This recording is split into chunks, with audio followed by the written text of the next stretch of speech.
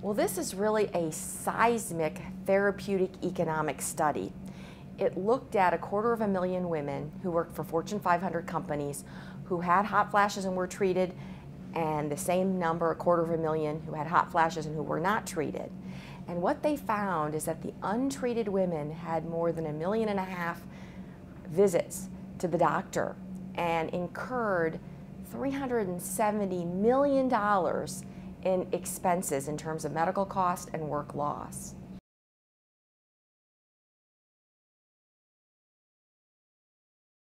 The bottom line is, if women have untreated hot flashes, this is serious, expensive business because it leads to loss of work productivity and more doctor visits because people feel terrible.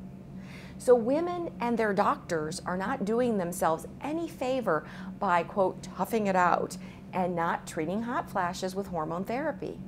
Not only does hormone therapy reduce death rates and improve symptoms, improves work productivity, and reduces healthcare cost. This is a home run or grand slam. Well, untreated hot flashes lead to a whole cascade of problems: joint pain, poor sleep, depression, mood symptoms, fatigue. So of course that would lead to more doctor visits and less productive work. And women don't want to fall off the work ladder.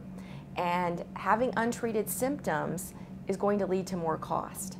And this is just more fallout from the Women's Health Initiative study 12 years ago, which had all these inflated headlines about the dangers of hormone therapy. Well, women need to understand, and so do their doctors, that if they're not being treated for menopause, it's going to lead to more symptoms, more problems, less work, and a lot more healthcare cost.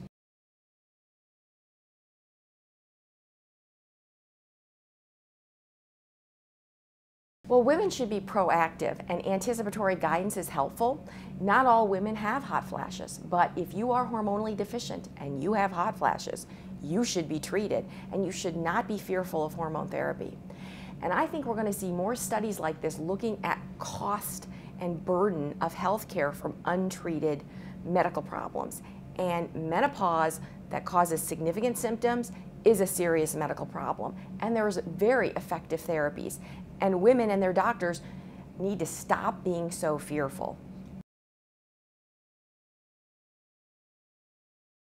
I think it's very important for women engage with their physicians and other reputable sources of health information, anticipatory information about menopause, because some women don't even realize that they're foggy thinking, or that their mood symptoms, or that their joint pain, or that their genitourinary symptoms or their frequent bladder infections are related to the lack of estrogen that happens to many women at the time of midlife. And yes, menopause is a natural life event. It doesn't mean that you don't want to delay that and that you don't want to improve someone's health status, both in terms of their symptoms and their work productivity, as well as reducing their healthcare cost, as more and more people have higher deductibles and want to try to reduce going to see the doctor. I think that when women see their healthcare provider, they need to engage in discussions, because many of the symptoms that a lot of midlife women have, whether it's fatigue, foggy thinking, joint pain, is related to the lack of estrogen.